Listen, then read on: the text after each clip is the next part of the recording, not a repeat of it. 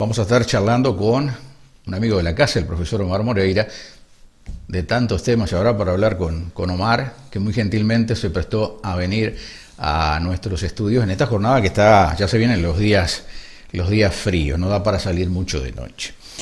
Omar, bueno, cuénteme, mientras estábamos en la pausa, Omar me estaba contando que viene del departamento de Durazno. Yo no sabía que había nacido en Durazno, ¿no? Nací en las puntas del Cordobés, ¿no? Un río muy simbólico, pero me crié y lo considero mi mundo.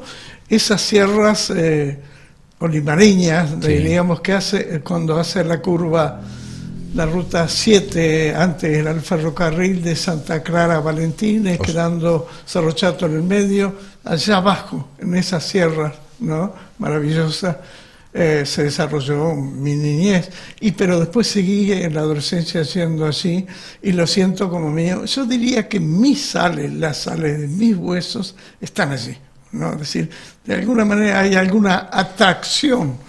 Bien. Por aquel mundo. ¿Y cómo se siente? ¿Más duraznense o más 33ino? ¿Se dice bien 33ino? Puede ser 33ino o limareño. O limareño. Hay parte de nuestra vida que quedó allí y quedó para siempre. Cualquiera de los dos casos.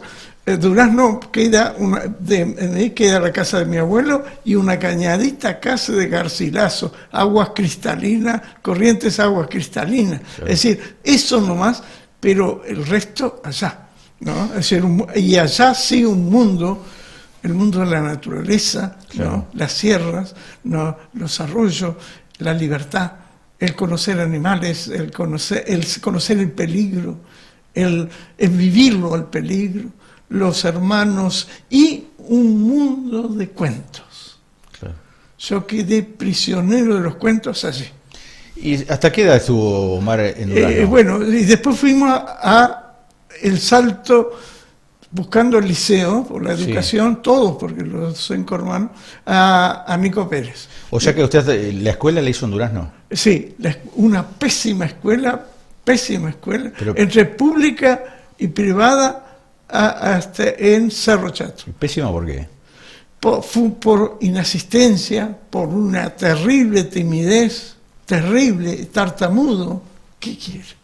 ¿No? Claro. Es decir, yo pensé muchas cosas, me parece a mí. Bueno, y parte privada, en fin, porque no se podía. Estábamos a 25 kilómetros de Cerro Chato y hacíamos una estancia en la casa de ese abuelo que estaba a 4 del pueblo, íbamos a caballo. Claro. Y a veces íbamos sin ese acercamiento que hoy tiene, felizmente, o que tendrían tener todos los niños, ¿no? Claro, Omar, pero sí se me despertó en mi casa el hábito de la lectura, claro, ¿no?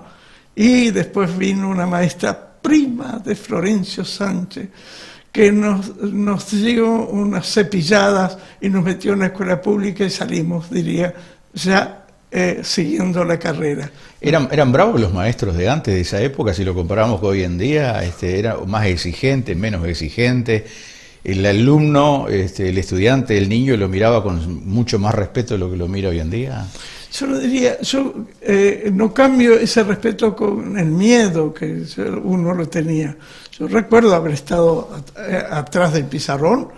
Yo creo que estaba hincado y un negrito que estaba blanco, pero ahí se reía, yo no.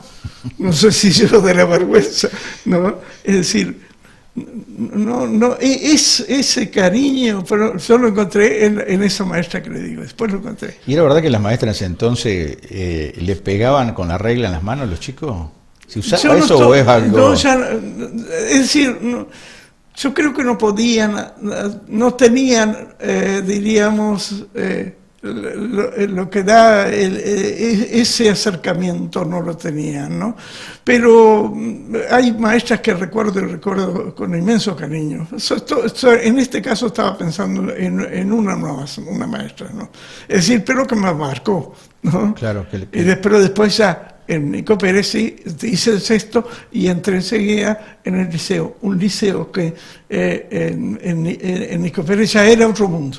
Claro, claro. Si yo le digo que yo hasta los 14 años dormí una sola noche en Cerro Chato, en un pueblo. Empecé a dormir en pueblo en Nico Pérez. Conocí así Montevideo. Es decir, un mundo que desapareció. Claro, claro, sí, sí. ¿No? Y yo no tengo nostalgia de eso, pero sí creo haber sacado los mejores sumos a ese mundo. Es decir, yo no soy, repito, nostálgico de ese pasado. Sería una desgracia ser nostálgico de ese pasado. Claro. Es decir, yo creo que lo mejor está por venir.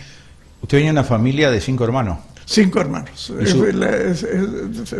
Desdichadamente perdimos uno que me seguía, el gran amigo para todas las zorrerías, diríamos, que teníamos. ¿Sus otros hermanos sí viven? Sí, viven y docentes todos. ¿Dónde están radicados? En Montevideo. ¿En Montevideo? Sí.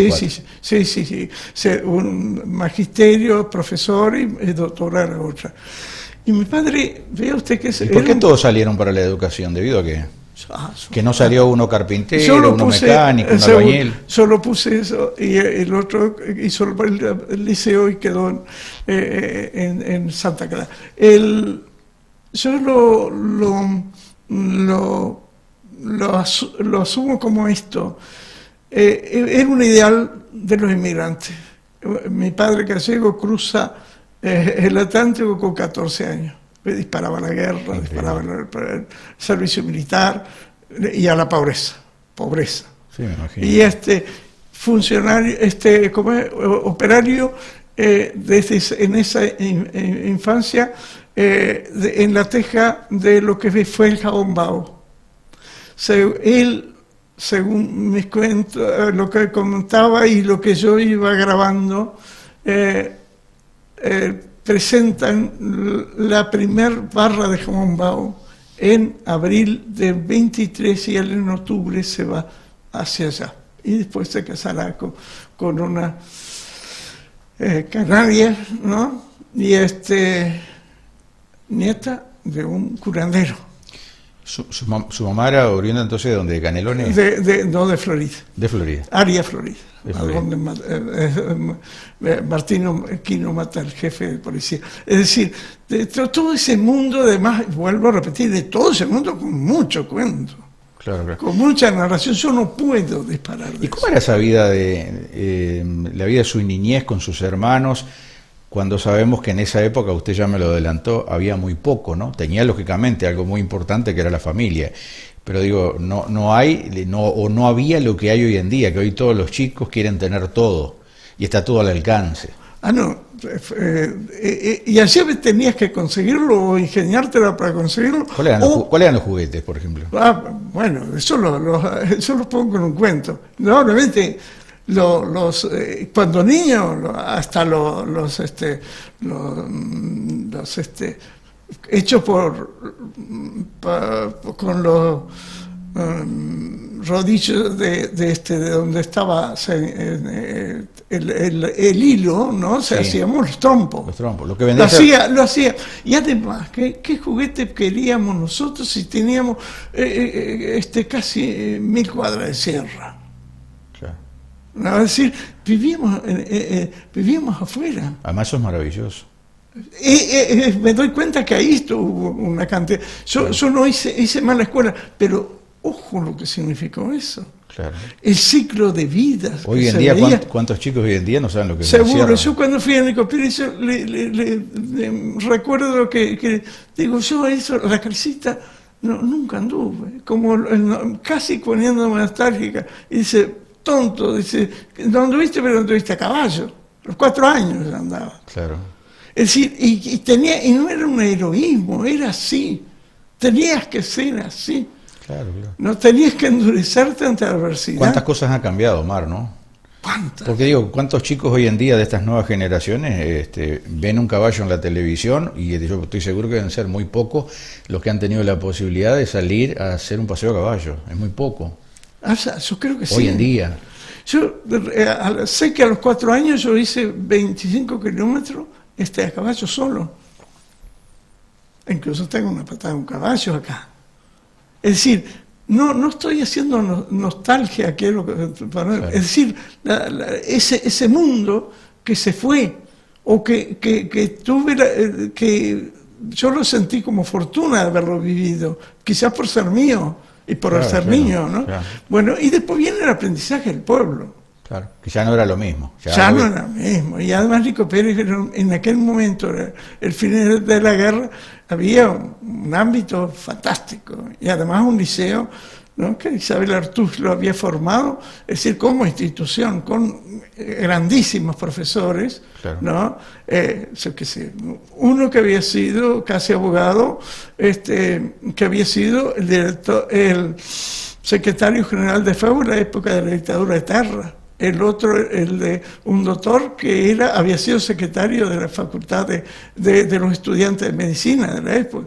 Claro. Un judío, una judía que escapó con su novio de Alemania y que que también nos daba música, que eran nuestros profesores de música y de inglés o francés o lo que fuera.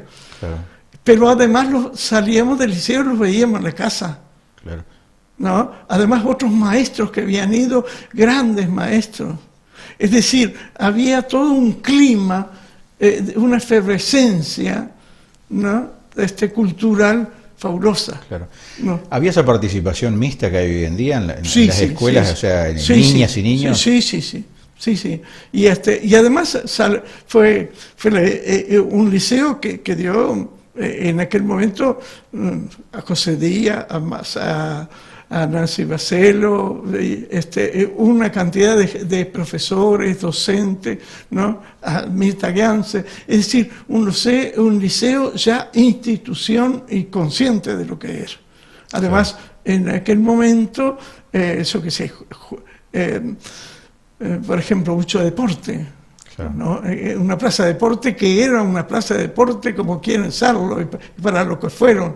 Recuerdo haber visto correr a López, a Mario Fallo y López, los dos, ¿no?, que había marcado 11 segundos, miren lo que es esa época en Buenos Aires, ¿no? Pero fue con todo el club 33 que eran, ¿no?, que fueron... Vimos lo que era una maratón o media maratón, es decir, era aquel Nico Pérez.